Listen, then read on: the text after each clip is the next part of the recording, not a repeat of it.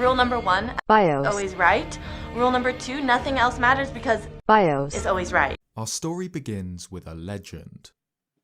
The only remaining knowledge of Hyrule's nebula. Purging the scourge of Var covered all of his memories, courage need not be remembered. Okay, I think this is good. When did this come out? 11 days ago. Perfect.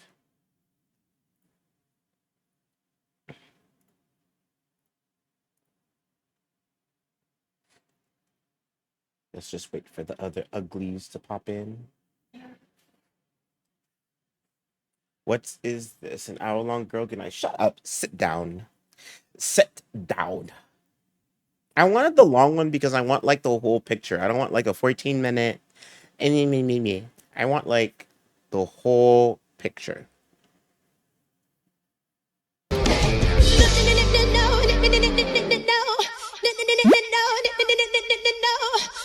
Are you done being a little baby? If you can watch Megan, you can watch this. Since when do you like Zelda? I've always liked Zelda. I'm fixing my hair. I've always liked Zelda. What are you talking about? What are you talking about? Since it was popular. Wow! Ruka. That's true. He does follow the crowd. Oh, I mean, technically I started the crowd, you know, because of how old I am. I was already like during that time of development for the game, and I was already like, okay, Twitch, y'all gotta put this in. And now I'm just here, you know, just following my own flow. So we're watching Zelda Breath of the Wild, the story before Tears of the Kingdom by Zeltic. I think we watched one of his videos before, I feel like.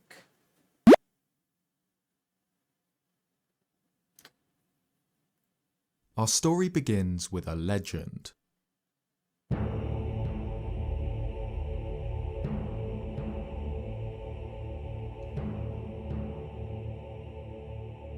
In the distant past, You're Hyrule was sick. at peace. A people known as the Sheikah had developed technology so advanced that it was praised as the power of the gods, and with it, civilization thrived. Monsters feared to tread in a land under their protection. But the kingdom was cursed by a more sinister evil, the Calamity Ganon. This appears to be what has become of Ganondorf. Far from the prideful, Machiavellian ruler almost forgotten by history, the Calamity is monstrous. Not the 2x closer speed. to a force of nature like an earthquake than a person. Throughout history, it has appeared time and time again, always repelled by a princess who carries Pretend it's the a blood movie. of the goddess and a warrior wielding the soul of a hero. The ancient Sheikah were aware of Ganon's inevitable return, and that even their technological might could not stop him without a princess and a hero. So they devised a plan to support those destined to defend Hyrule and set a trap. Sheikah towers were constructed across Hyrule, designed to act as sensors to British. detect the Calamity as soon as it appeared, and an army of technological can super weapons smell were his built to breath. Put the suppress volume it when down. it did. The Guardians were mobile, autonomous battle tanks, tough and agile with a powerful laser, but even they were dwarfed by the divine beasts. So did they Truly make those? monstrous mechs the size of castles, each operated by a single pilot. The divine beasts were closely connected to each of Hyrule's 4 main regions, and represented the people who lived there. Divine Okay. Beast Varuta was a giant mechanical elephant, named after a Zora princess from distant legend. Varmado was a bird, named for one of the Rito. Varudania a salamander, named for a Goron chief. And Varnaboris was built in the shape of a camel, named after a legendary Gerudo warrior. The names of those who piloted the beasts are lost, but their role in the upcoming battle was critical. Like the Guardians, the Divine Beasts each possess a powerful laser weapon specifically designed to damage the Calamity, but not to kill it. What? No, instead the ancient Sheikah's autonomous army was designed to eliminate Ganon's minions and surround the beast, trapping it in a fight it couldn't win. And This so, came before when Genshin, so Calamity Genshin is struck, copying them. Hyrule was ready. In a battle so Genshin was fierce it inspired by scarred the world Zelda. itself, an unknown hero and the Princess of Hyrule sealed Ganon for 10,000 years. But the Sheikah were not rewarded for their efforts. The display of the godlike power they possessed terrified the king, and the saviors of Hyrule were banished by the throne they were sworn to defend. What? The guardians and the divine beasts were buried, and their builders were exiled by Hyrule's military. This betrayal tore the Sheikah in two. Most fled to their goddess, as they had done since time began, but others abandoned her entirely, the ancestors of those who would eventually form the Yiga clan. Though they had once wielded a power that won Hyrule 100 centuries of peace, the Sheikah faded, settling into a rural way of life in the quiet Kakariko village. Calamity Ganon became a fairy tale, a boogeyman to scare children at night. Until, one day, he wasn't a story anymore. That's messed up.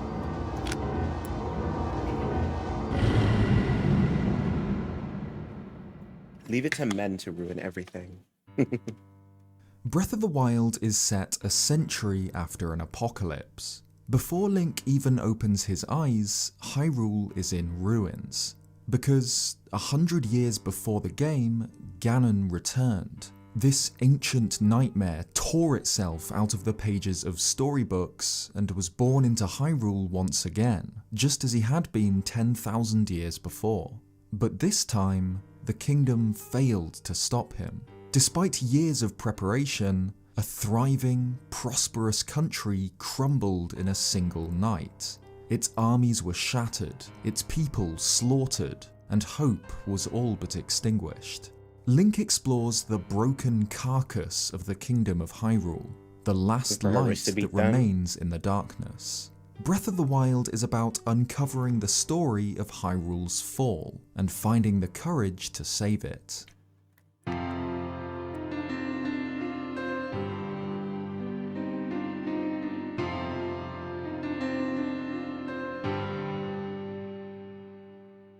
Tears of the Kingdom releases on the 12th of May 2023, taking Link to the skies above and the caves below the Kingdom of Hyrule.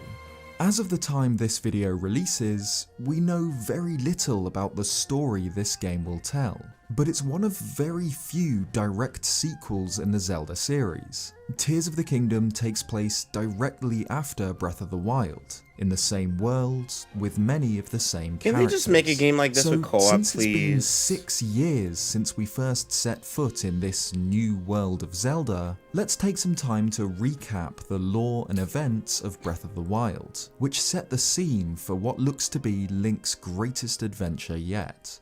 Never. Literally never. A century before Link awakens in the Shrine of Resurrection, Hyrule was a beautiful country of green fields and rolling hills, natural wonders like the fiery Death Mountain and mighty Hebra Peak. The country was defended by a powerful alliance of intelligent, civilized races, the Gerudo in the desert to the southwest and the Zoras in their domain in the east, the Gorons of Death Mountain and the Rito in the shadow of the Hebra mountain range, and most of all, the Hylians, who have lived all across the country since before recorded history, in anything from tiny hamlets to the thriving castle town, a bustling market in the shadow of the kingdom's most important symbol, Hyrule Castle itself. The seat of the royal family is an ancient citadel somewhere between a palace, a cathedral, and a fortress in the very heart of the realm. As far as we know, this Hyrule is the very same kingdom from the older Zelda games, just far, far into the future.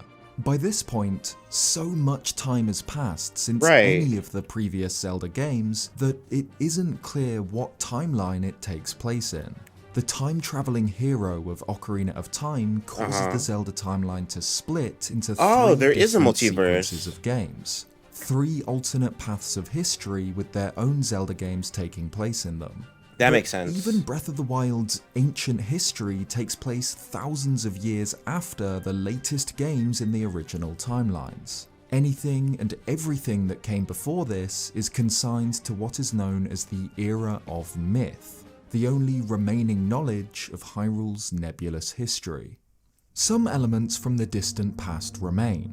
Skyward Sword, set at the very beginning of the Zelda timeline, tells the story of the goddess Hylia, a deity created by the Golden Goddesses, Din, Nehru, and Farore, the original designers of the world, the laws of nature, and life itself. These primordial gods departed for the heavens after their work was done, but they left behind the Triforce, a symbol of their power, an artifact of limitless potential that would grant the wish of whoever touched it. Hylia was created to guard this artifact and prevent it from falling into the hands of those who would use it for evil. So why Though make the it at goddess all? eventually gave up her divinity and was reborn as Zelda, immortal, her sacred bloodline has remained unbroken ever since. I never knew that. This original Zelda founded the Kingdom of Hyrule, and her descendants have ruled as its royal family ever since. Before the Great Calamity, King Rome Bosphoramos Hyrule ruled from the castle, along with his wife, the Queen. They had one daughter, Princess Zelda, named in the tradition of the royal family, whose ancestry traces back to the reincarnation of the goddess. When Zelda was 6 years old, however, tragedy struck. The Queen died suddenly, leaving the princess without a mother and without a mentor. She is the inheritress of a mystical, divine power, but has nobody to guide her towards awakening it. Despite Hyrule's princess being, in spirit, the descendant of Hylia, there appears to have been a resurgence of faith in the goddess herself. I'm learning a lot. There's some things I didn't know. Before Breath of the Wild. Ancient statues of the goddess are found all across the kingdom, and the ancient Sheikah who helped defeat Ganon 10,000 years before did so in her name, claiming to be blessed with her clairvoyance. Their descendants, the modern Sheikah, lived in their quiet village in the Necluda region. Most kept to themselves, though some served the king, like Impa, a royal advisor. The mysterious ancient Sheikah were gone, but their works remained. Peculiar structures called shrines could still be found across the kingdom, though they lay dormant, with their doors firmly locked, silent relics from a bygone era. Even older ruins were scattered in the corners of the world, all that remained of a magical civilization called the Zonai. These people vanished mysteriously thousands of years ago, for an unknown reason, but their architecture, trademarked by spiral patterns and stone dragon heads, was found all across the kingdom. Hyrule's current civilizations had enjoyed a long age of peace, working and trading with each other, all unified under the divine rulership of the royal family. But this peace wouldn't last. Hyrule was shaken by a prophecy.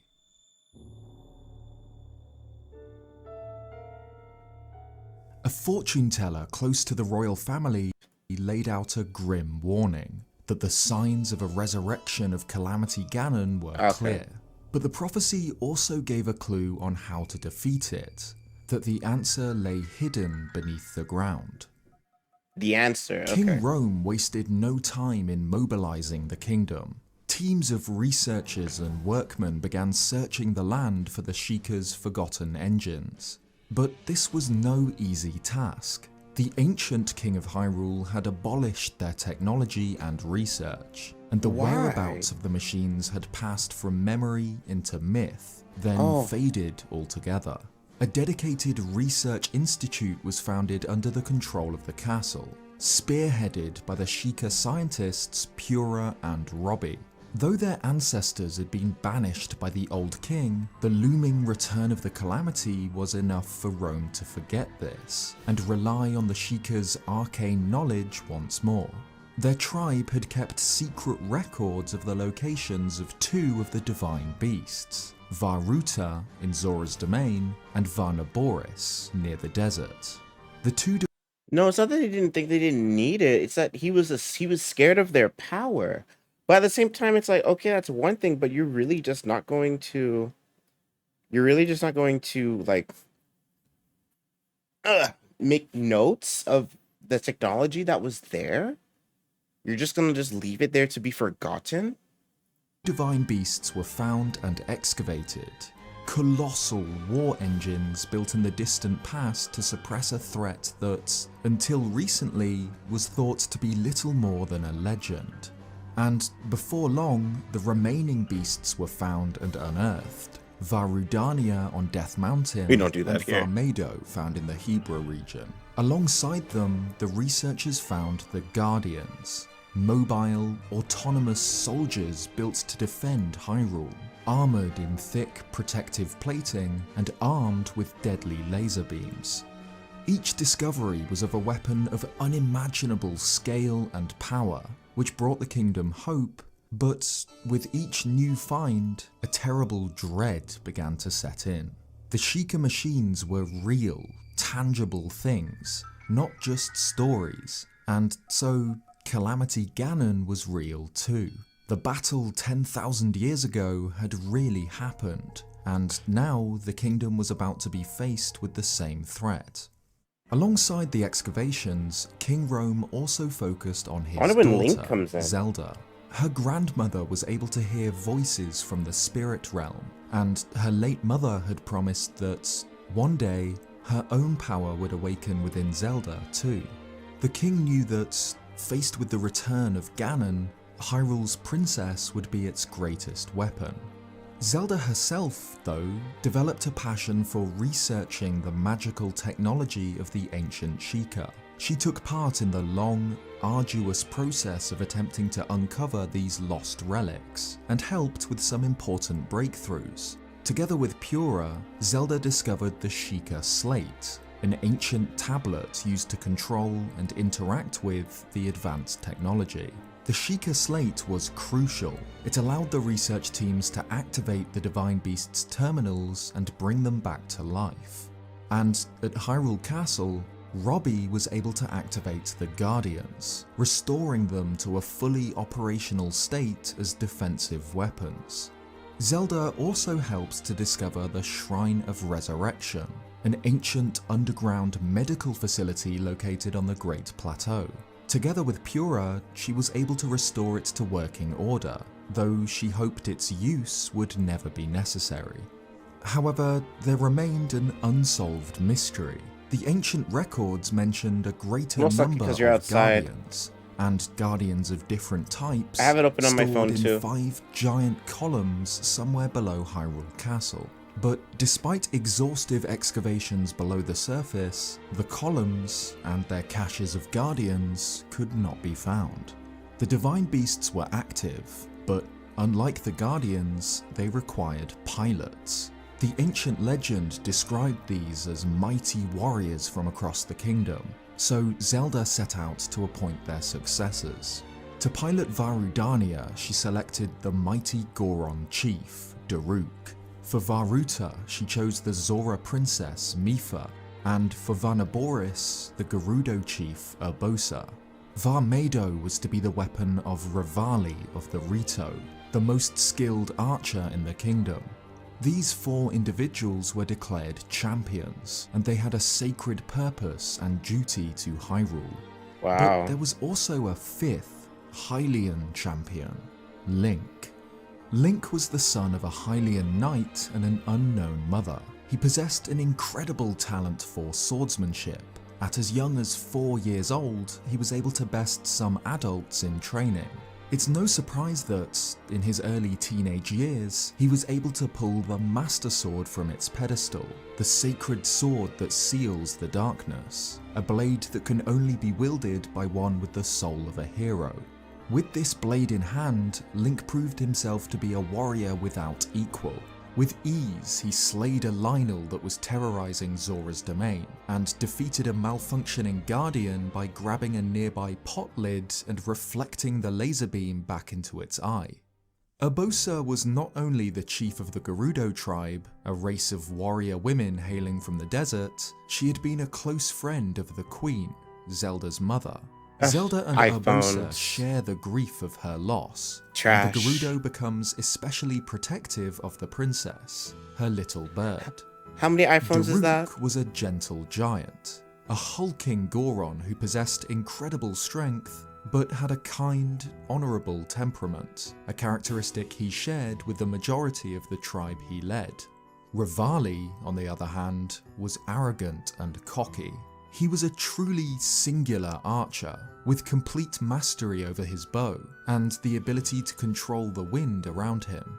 He felt that his pride was wounded by the appointment of Link. Okay, That Rook. he is the superior warrior, and that, given the opportunity, he would have been able to defeat Ganon by himself. Mipha was the daughter of the Zora king Dorephan, and was heir to their throne, ahead of her younger brother, Prince Sidon. She was naturally gifted at spear fighting. She wielded the light-scale trident, a weapon crafted for her when she was born, with exceptional skill. But she was also skilled with magic, and had the ability to heal wounds. Of course she did. Over the years, Mipha developed an affection for Link. She made him a set of armor, which in Zora culture is part of a royal marriage proposal. Oh. But Link was appointed not only as the Hylian champion, but as Zelda's chosen knight, a personal bodyguard for the princess, tasked with defending her life with his own. Mipha grows jealous of Zelda, who spends all her time with Link. He had no divine beast to call his own, but Link's role was even more important than those of the other champions. Just like the legendary hero from 10,000 years ago, Link was tasked with defeating and sealing the Calamity Ganon when it appeared. But the ancient legend showed that the champions and the hero were worthless without the sacred powers of the kingdom's princess. Zelda had been training to awaken her latent powers since the year after her mother passed, when she was only 7 years old. And now, with the Calamity's prophesied return looming over her, she became more frustrated and more terrified that her powers would not awaken. No matter how much she prayed, she could not hear the voices from the spirit realm. She travelled to the springs of power and courage, holy shrines devoted to the goddess, to no avail. This failure tortured Zelda. She felt that she had the weight of her kingdom on her shoulders, but that she lacked the strength to defend it. This was exacerbated by Link, a silent knight who, to Zelda, seemed effortlessly brilliant. The princess projected her own insecurities onto Link, and began to think that he judged her for her failures. This was until one day when Zelda travelled to the Gerudo Desert, and was ambushed by assassins from the Yiga clan. These twisted Sheikah are what became of those who forsook the goddess Hylia 10,000 years ago, when their technology was stripped from them by the king. The group lived in exile, and when Ganon's return was foretold, pledged allegiance not to Hyrule, but to the Calamity. So when Zelda was faced with the cruel blades of Yiga assassins, she knew that it was the end. Surrounded and outnumbered, Zelda closed her eyes to meet her fate, but was saved by Link, who appeared as if from nowhere, Master Sword in hand. Something awoke in Zelda in this moment, an affection for her silent guardian, and from here, the bond. Yeah, the original people that saved the land 10,000 years ago were banished by the king, and their technology and stuff was stripped from them. making them almost forgotten in legend. So in today's time, they've become like some of them have become the Yiga that have like obviously uh bad taste in like they have like they have negative feelings toward the kingdom. That is crazy. Look what he did because of the freaking king, scared of their power. Wow. Bond between the pair only grew stronger as they continued to journey together. On her 17th birthday, Zelda, together with her chosen knight, travelled to the third and final sacred spring, the Spring of Wisdom on Mount Lanayru, her last chance to awaken her sealing powers. But just like before, she left the spring the same as she had arrived. At the Lanayru promenade, the champions consoled Zelda. Urbosa assured her that the Spring of Wisdom was not their final hope, that somehow they would find the trigger to unlock her powers. Mipha began to explain how, when she uses her healing magic, she thinks of something in particular to focus her strength. But just before she finished her sentence, the earth shook. Rivali jumped into the sky and looked to Hyrule Castle. The calamity had awoken. GG.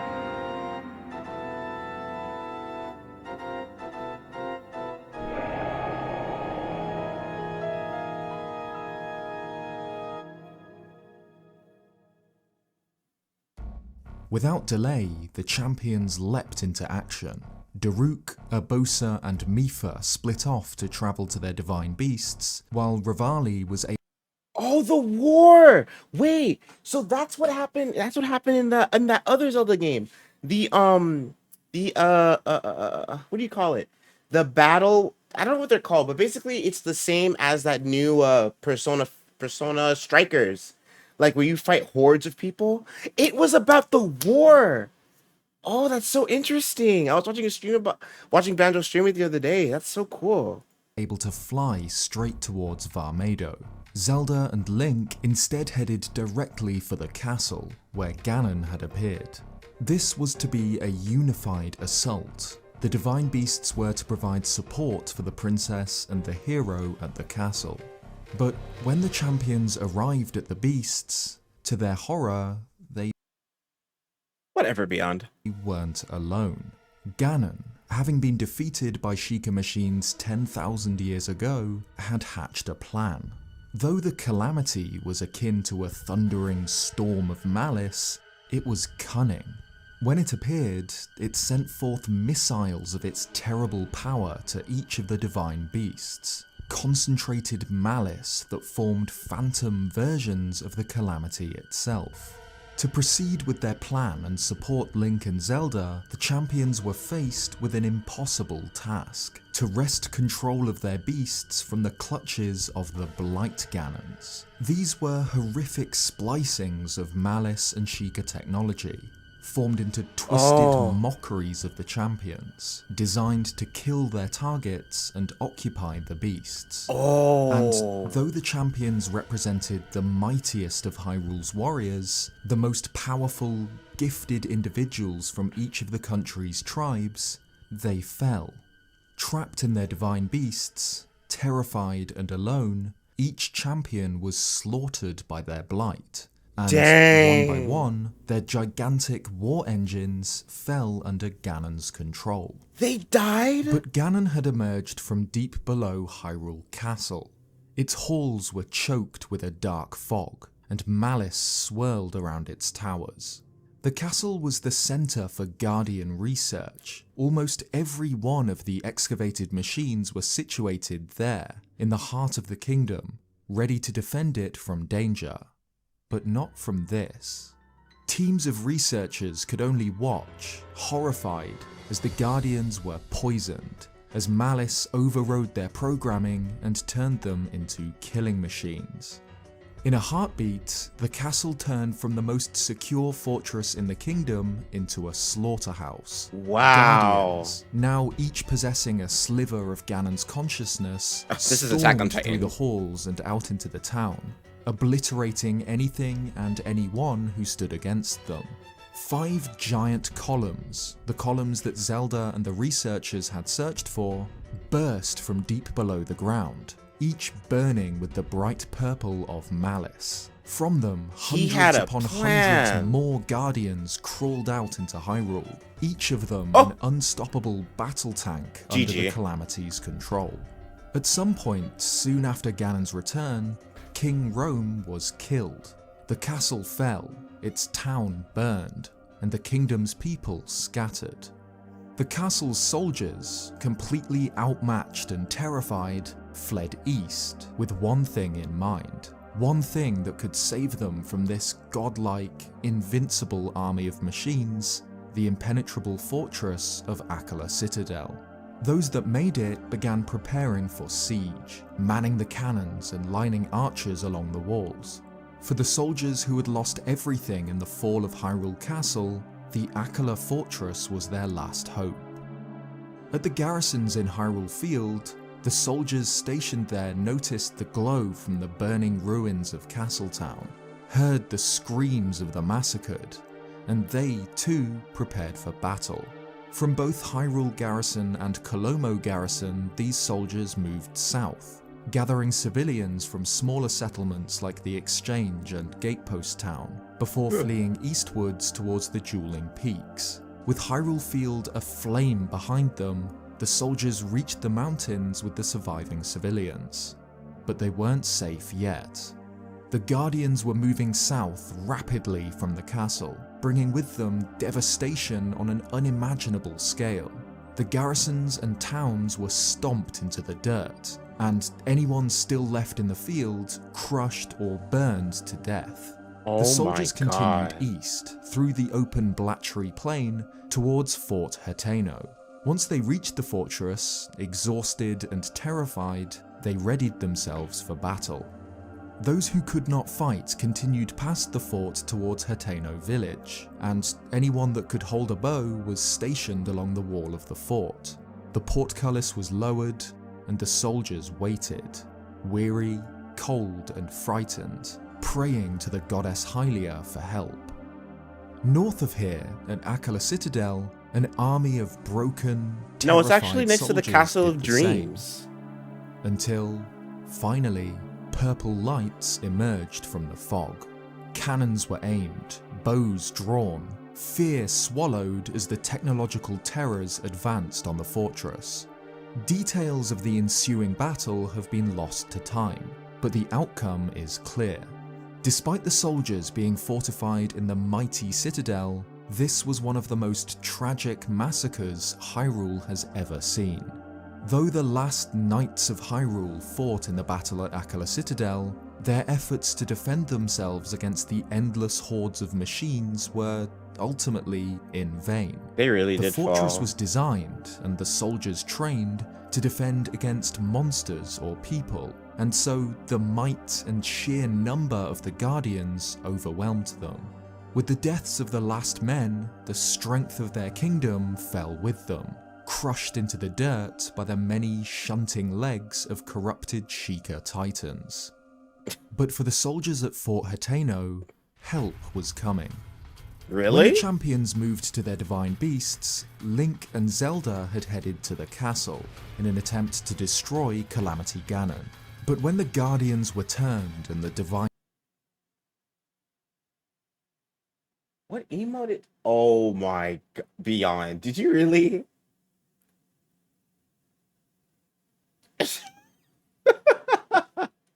You're so annoying. Oh my god. You sub to her? She's a queen, as you should. divine beasts corrupted, the champions killed, the pair were forced to flee.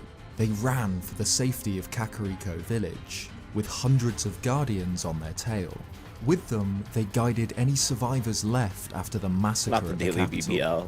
Link and Zelda ran south through Hyrule Fields, using the thick forests along the river as cover. As they fled, the Guardians hounded them, yet the hero destroyed them one by one. With the power of the Master Sword, Link broke the thick armor of the machines and ripped Ganon's malice from them. Night fell and the rain began to pour, and still the champion and the princess ran. The horrific outcome of the Great Calamity was starting to take its toll on Zelda, who Girl, get up. collapsed into tears, blaming the kingdom's fall on herself. Exhausted, Link helped her to her feet and continued onwards towards Kakariko, where the princess might be safe in the hands of the Sheikah. The two finally passed through the dueling peaks into Blatchery Plain, but the hero's strength was beginning to dwindle.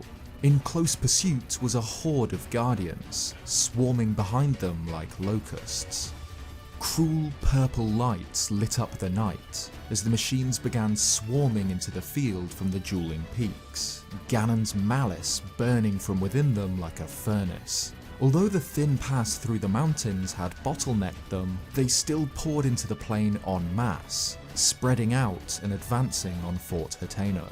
The war engines got closer and closer to the defending wall, blinding bursts of blue light erupting from them, their lasers tearing through stone like it were paper, vaporizing soldiers instantly. As men died on the front lines, more climbed to replace them, picking up their bows and continuing the return fire on the Guardians. Meanwhile, in the field, Link fought alone. The hero battled Guardian after Guardian, forging a path towards Kakariko.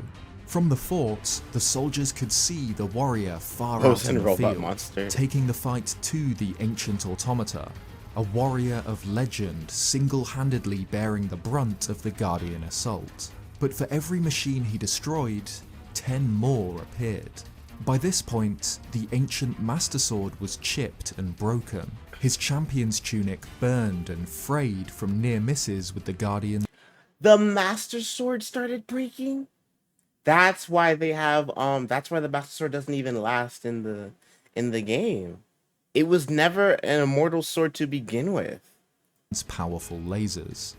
And at Ash Swamp, Link finally collapsed. He was mortally wounded from countless skirmishes with the war engines, and heavily fatigued from travelling across Hyrule. The hero fell, resting on his sword, but the Guardians do not tire. A Sheikah machine appeared before him, and with the last of his strength he stood and shielded Zelda with his body. But something inside the princess stirred. If the Calamity's awakening hadn't cut her off, Mipha would have said that she thinks of her love for Link when she uses her healing powers. And right then, in the moment where her invincible hero finally falters, her love for him awakens the goddess within. In the darkest night, in the middle of the most tragic battle the kingdom had ever seen, Zelda stepped out things are in front scary. of the Guardian. Throwing Link behind her, she raised her hand. Hers was the power of the ancient goddess, and it tore Ganon's malice out from the heart of the machine, extinguishing it and leaving behind an empty husk. Her power exploded across the field, a tidal wave of sacred energy that broke the hold Ganon had on the Guardians. Every one of the ancient machines fell, one by one, the hatred that fueled them vanquished. The Guardians climbing the fort, seconds from overrunning and slaughtering its people, ceased to function, the lights from within fading to darkness. The dust settled on a silent field. While mere moments ago the turf was being torn up by the shunting legs of the Guardians, their empty shells now littered the fields, unmoving and cold like great tombstones. The Battle of Fort Hateno was over. The people who had made it past the walls were safe, for now, but at a terrible cost. Link collapsed into Zelda's arms. The hero dies. Zelda weeps, her heart broken, until a voice speaks from within the Master Sword.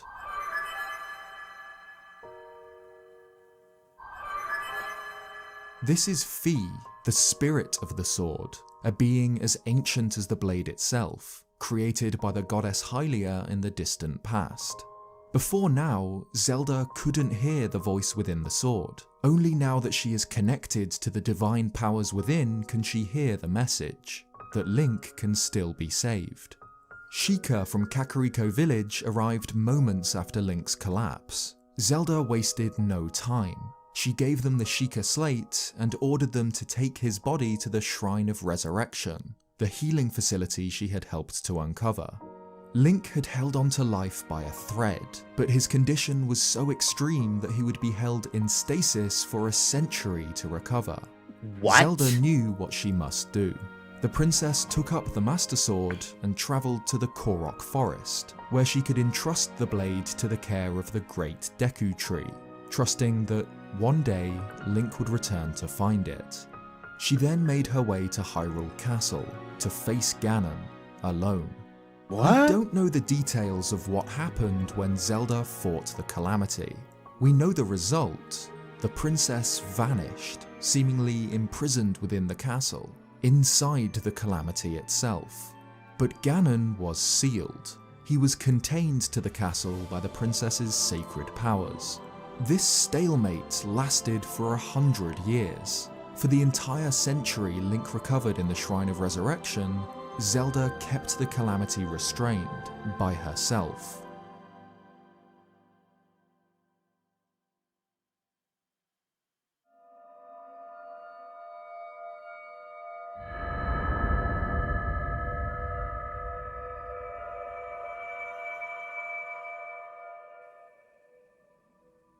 They need to figure out how to kill him.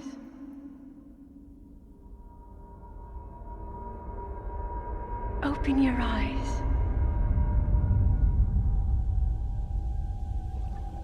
Wake up, Link.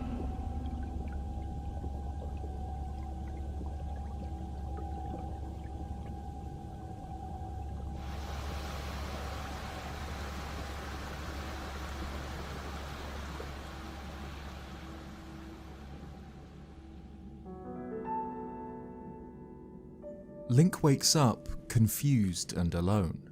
He has no memory of anything that happened before this. He knows his name, he's able to talk, but he doesn't know about Hyrule. He doesn't remember the champions, or Zelda, or the Calamity. In the sterile, ancient Shrine of Resurrection, he climbs out of a stasis tank and finds the Sheikah Slate, which had been stored there under Zelda's orders, and allows him to unlock the gate that sealed him inside. For the first time in a century, Link sets foot in Hyrule, a broken kingdom he cannot remember. On the Great Plateau, he meets with an old man, a wizened adventurer who claims to have been living there, in the wild, for some time. The old man explains that this Great Plateau was the birthplace of Hyrule. Though it now lies in ruins, the Temple of Time and the remains of an ancient town can be found nearby. A voice speaks to Link, instructing him to follow the Sheikah Slate and travel to a guidance stone near the plateau's edge. He does this, he places the slate into the pedestal, which rises into the air. The guidance stone was the top of a Sheikah tower, built by these ancient people 10,000 years ago to act as sensors to detect the return of the Calamity. It had been buried, hidden from Zelda and her research teams, until the Calamity's return shook the earth, uncovering the very top of this giant structure. By activating the plateau tower, Link sets off a chain reaction. Anyways, Jay Brown, what we're doing today is just catching up on the lore and story of Zelda Breath of the Wild before I eventually play Tears of the Kingdom. Other towers rise from deep below the ground all across Hyrule, bursting through rock and ruin to point skyward. Not only this, but activating the Plateau Tower also activates the Sheikah Shrines, which, until now, had remained sealed and dormant. This was always the intention. The ancient Sheikah, with the foresight of the goddess, had designed the shrines as trials for the hero. They were built specifically for him, so that when he awoke after the Calamity, they would function as training facilities to refine the resurrected Link into a weapon capable of destroying Ganon. Here, atop the Plateau Tower, Link is again contacted by Zelda. Using her sacred powers, she's able to communicate with her chosen knight from within Hyrule Castle, where she continues to keep Ganon imprisoned, but her strength is failing. Under the instruction of the old man, Link adventures across the Great Plateau. finding and completing trials set for him by the ancient Sheikah. In doing so, he unlocks powers on the Sheikah slate: magnesis, stasis, cryonis, and bombs. At the end of each shrine, Bombs. he breaks the stasis field around a Sheikah monk, each of whom has remained in a meditative state for over 10,000 years. By completing their trial, Link frees their spirit, and is rewarded with a spirit orb, a symbol of his courage. As the monk's trials are set in the name of the goddess Hylia, these spirit orbs are offered to the goddess statues found across the kingdom. A particularly impressive one is found in the ruined Temple of Time, where Link again meets with the old man. The hooded figure explains that Link has lost his memory, and reveals his true identity. He is the spirit of King Rome, the last king of Hyrule. Under Zelda's instruction, What did she say? What? What? What? No, no. Run it by me again. Under Zelda's instruction, his goal. Okay, so she kept her father's spirit in the kingdom. Okay. Spirit orbs are offered to the goddess statues found across the kingdom. A particularly impressive one is found in the ruined Temple of Time, where Link again meets with the old man. Yeah. The hooded figure explains that Link has lost his memory, Yes. and reveals his true identity. Oh my god. The old man is the king, not Zelda, not Link. True identity is the king. Okay, my bad. Because I know Link is Link is a special hero that gets reborn, so I thought that's what they were talking about. So never mind. My bad. He is the spirit of King Rome, the last king of Hyrule. Under Zelda's instruction, his ghost has remained on the plateau, watching and waiting for the return of the hero, in order to guide Link when he awoke. The king's spirit explains the fall I'm surprised I of didn't Hyrule recognize to Link, that. and tells him to meet with Impa in Kakariko Village to the east. The beard? Yeah, I didn't He see it. provides him with the paraglider, a device of Rito craftsmanship that allows one to glide on the wind, then fades away, his last duty to his kingdom finally complete. Link travels through the wilderness that was once Hyrule, and meets with Impa in the Sheikah village. The Shadow Folk are longer lived than Hylians, but after 100 years, Impa is old, and has served as Kakariko's chief for many years. She, too, notes that Link has lost his memory, and explains to him the legend of 10,000 years ago, when the ancient Sheikah's divine beasts had helped seal the calamity away. She tells him of the fate of the divine beasts, and that, to defeat Ganon now, he needs to purge them of his malice and bring them back to Hyrule's side. You know, what I've been as I'm looking at this, looking at her design and just looking at the game and everything like that, Studio Ghibli, if they would make a Zelda movie, oh, legendary. They would make so much money. I can just see it. The Studio Ghibli art, but it's a story of Zelda. Oh, how dare you? What do you mean ill? What do you mean ill? It would be so good. Doesn't this scene right here remind you of Spirited Away a little bit? It seems that the Calamity's power has been growing since his imprisonment a century ago. Ever since, a time known as the Age of Burning Fields, he has remained largely dormant, except for the Blood Moon, an event where his power surges and his slain minions are brought back to life. Most of the Guardians were destroyed by Zelda 100 years ago, but many still remain active, in particular those that lurk in the shadow of Hyrule Castle, which in recent times has become more dangerous. Adventurers used to sneak into the castle to hunt for treasure, but not any longer. Since the Calamity's imprisonment, the divine beasts had laid dormant. Not the natives stealing from the king. While Zelda is just trapped in there trying to keep the calamity to contain, people are coming in and stealing her stuff. That is so freaking funny. But now that Zelda's hold on the beast was beginning to weaken, they have started to move once again. still poisoned by Ganon's control. Zelda had telepathically woken Link up from the Shrine of Resurrection just in time. She had held the calamity for a century, but any longer and her powers would fail. With this, Link's main quest begins. Alone, he ventures through the vast, lonely kingdom, through a world whose people cling to life in the ruins. By visiting places where he had been in the past, he is able to unlock memories of his life before the calamity, restoring memories he had lost of the champions and of Zelda. Link travels to the homes of Hyrule's main races, with the goal of freeing their divine beasts from the blights that seized them. Zora's domain still mourns the loss of their princess a century later. Unlike the other races, whose shorter lives mean that few remain who still recognize Link, the Zora are extremely long-lived, Yes, and Leon, thus it is. many still remember the Hylian champion. Some, like Muzu, blame the Hylians for the calamity, for allowing Mipha to die 100 years ago. But the Zoras are in desperate need of a Hylian warrior. Their divine beast, Varuta, possesses the ability to create an endless supply of water, and now that the machine has returned to life, controlled by Ganon, it threatens the area with floods. The only way to subdue the beast long enough to gain access is with shock arrows. But as the Zora are weak to electricity, none of them can wield them. King Dorephan, Mipha's father, agrees to let Link help, and together with Mipha's brother, the now gigantic Prince Sidon, the hero disables and boards Varuta.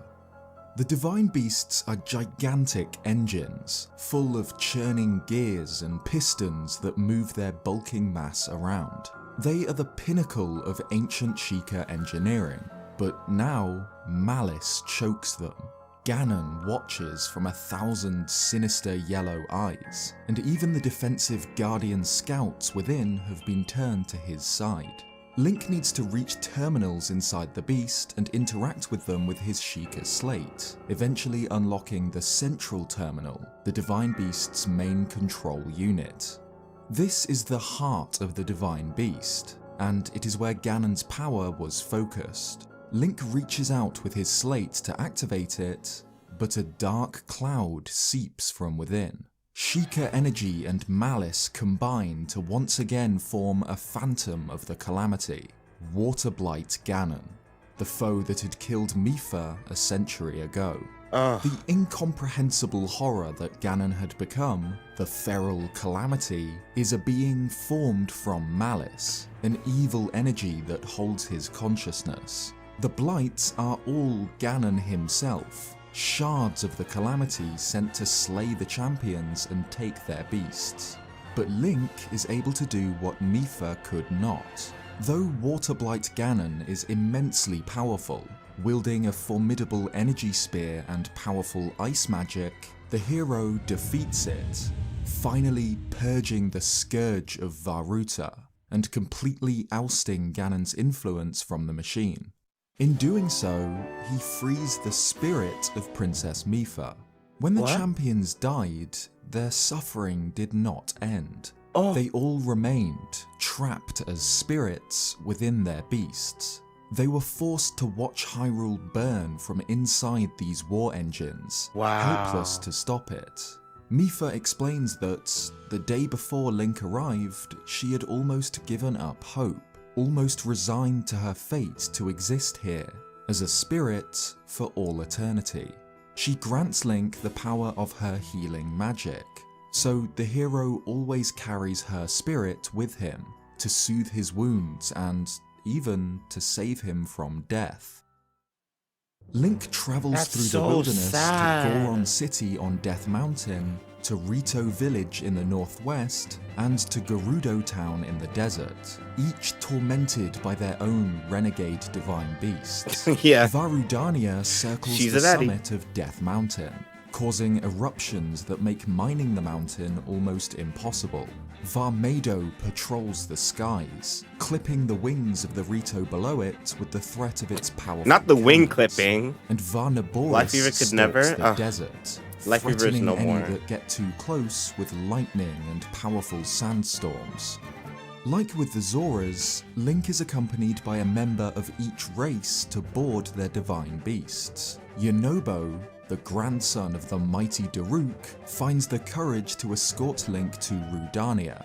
Tabor, a Rito whose skill with a bow is matched only by the legendary Revali, helps the hero soar into the skies above and subdue Mado.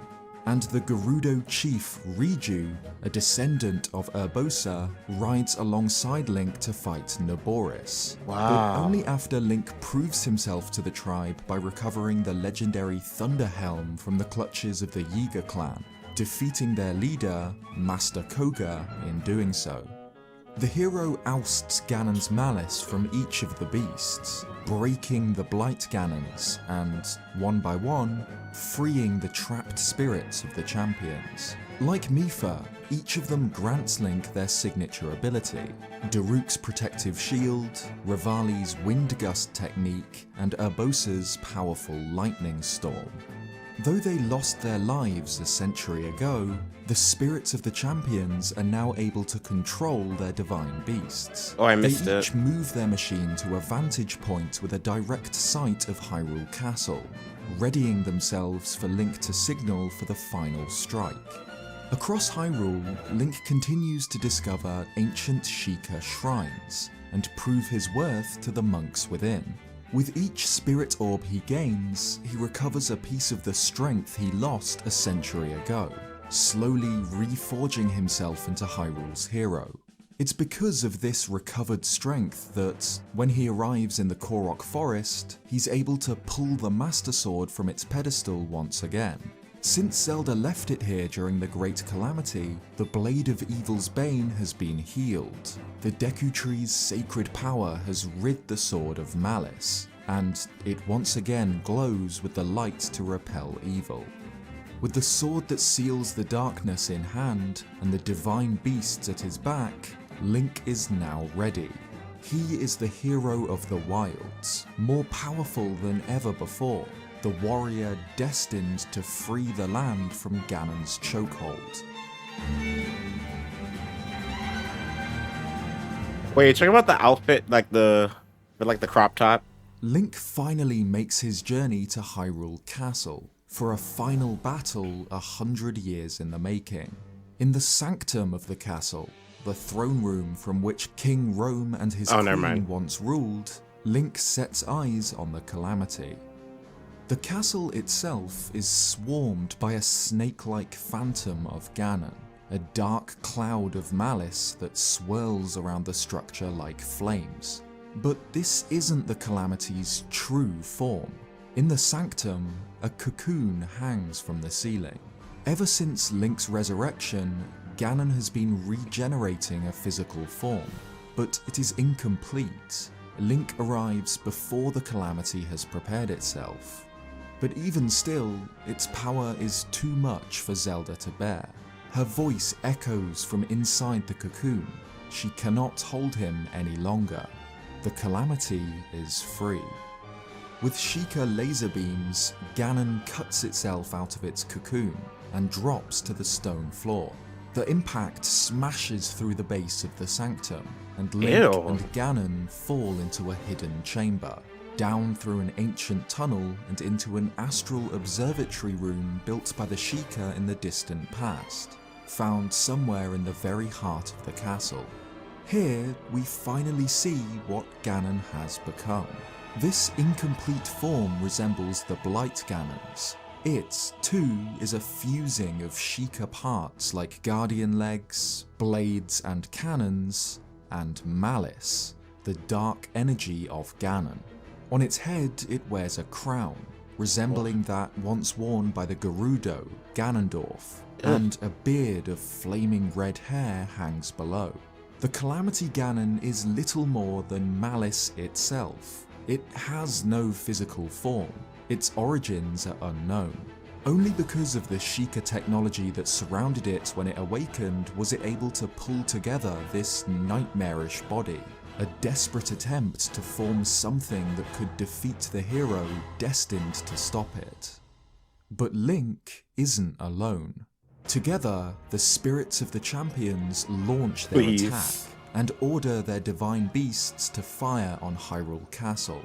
4 giant beams of pure sacred energy flood the sanctum, rushing down into the observatory and critically wounding Ganon, as they had intended to do 100 years before. Ganon screams, but he isn't dead. As they have done since time began, the hero and the darkness begin their duel. Fireballs and lasers singe the air, and the Master Sword clashes with Sheikah blades deep below the castle. Even in an incomplete form, the Calamity is monstrously powerful, but so is Link.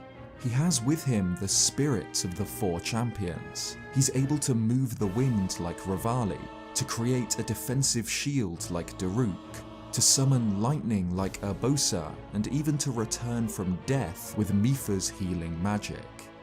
Slowly but surely, the sacred power of the Blade of Evil's Bane chips away at the Calamity, until, finally, its Sheikah body collapses. But Ganon wasn't done yet. Again, the Calamity is a being of pure malice. The Sheikah technology that gave him form was just a means to an end, a way to piece together a physical body to combat the hero. Malice was its true form, and while malice remained, the Calamity endured. Zelda's sacred powers teleport Link out into Hyrule Fields, where the remaining malice rushes together into a storm. The princess's voice sounds out. She explains that Ganon was born out of a dark past, that he is the embodiment of the ancient evil that is reborn time and time again. Out of utter refusal to give up on reincarnation, the Calamity's malice solidifies into one final form, Dark Beast Ganon, a titanic boar formed from the purest hatred. Zelda entrusts Link with the Bow of Light, a weapon that, like the Master Sword, harnesses the sacred power to repel evil. She says that, though Link may not be at a point where he has recovered all of his memories, courage need not be remembered, for it is never forgotten. The final battle begins. On horseback, Link weaves past the deadly beams of malice conjured by the Dark Beast, but even the sacred Bow of Light cannot penetrate Ganon's defense. Only when Zelda, with the last of her power, creates glowing weak spots in its armored body can Link damage the beast. Only when the princess and the hero work together can the Calamity be countered. Eventually, Ganon is weakened to the point where a giant malice eye opens up on its back, the very core of its being. Link jumps from his horse and time slows around him. He holds his breath and sends one final holy arrow into the heart of the Calamity. The Dark Beast roars and recoils in pain. Suddenly, a golden light bursts from inside it. Zelda. She had remained inside the Calamity itself for a century, a splinter inside him that held his evil powers back. Now she is free once again, her sacred powers fully awakened. Even faced with this terrifying, ancient evil, Zelda remains calm.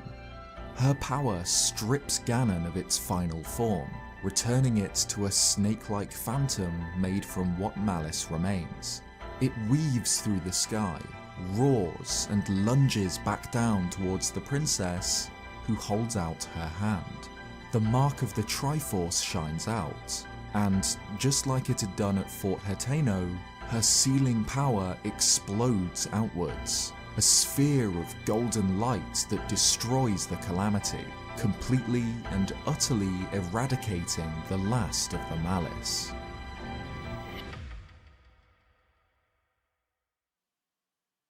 Oh, that was epic. The sky clears as Ganon's power fades away. 300k? Finally We're gonna free, use it Zelda for. stands in Hyrule Field once again.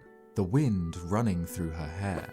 She explains that she has been keeping watch over Link all this time, that she has witnessed his struggles and his trials in battle. Not that Though he was faced with impossible odds, she says that she never doubted him. She always believed that he would find a way to defeat Ganon. She declares him the hero of Hyrule, then asks, Do you really remember me? With this, Breath of the Wild comes to a close. A story of the fall of a kingdom and of hope rising from the ashes ends with Link and Zelda reunited. Together, the pair stand at the gates of the ruined Hyrule Castle, what was once the heart of their kingdom, then turn away. But floating among its spires, the spirits of King Rome and the four champions watch over them. Though they lost their lives, they witnessed the destruction of Ganon and the return of hope to Hyrule. If the player has recovered all of Link's memories by this point, then there's an additional scene after the credits. Link and Zelda stand on a hill overlooking their kingdom, both in their travelling attire as they often had been a century before. Zelda explains that they will make their way to Zora's domain, where Divine Beast Varuta has stopped working. The princess wants to investigate the situation, but also to offer her condolences to King Darifan for the loss of his daughter, Mipha. Ganon is gone, but there's work to do. Zelda believes that, together, they can restore their kingdom to its former glory. But he's or gone, even gone? beyond. She says that she can no longer hear the voice within the sword, that her sacred powers have faded. She's surprised to admit it, but she can accept that. She is finally free of the terrible burden her bloodline had bestowed onto her. Her kingdom no longer required her sealing powers, and Zelda is free to live how she chooses, as an adventurer and a researcher, traveling her kingdom with her knight. We love a scholar baddie. But as we now know, this peace didn't last. Yeah, Breath what of the happened? Wild leads directly into Tears of the Kingdom, where Link and Zelda uncover a terrible Oh, she cut her secret deep hair. underground, a secret that changes everything they know about Hyrule and about the Calamity. What is Though that? this Link and Zelda had been through more than almost any others, their journey was only just beginning. Is that Ganon? Thanks for watching this video. It's only 1 week now until Tears of the Kingdom. The wait is almost over. This video took a Yo, wait, is that Ganon's true body? Like, just underneath the land? Yo, if that's hold on, I'm trying to grab my blanket. If that's Ganon's true body underneath Hyrule, and he's been down there just full of anger and malice, that's crazy. He's just down there so angry and pissed off at the Hyruleans that he became anger and malice itself. That is interesting. Yo, not the way I'm excited to play Tears of the Kingdom. That was amazing. That was pretty freaking good. This Zeltic? What? Bestie knows how to tell a story. That was so good.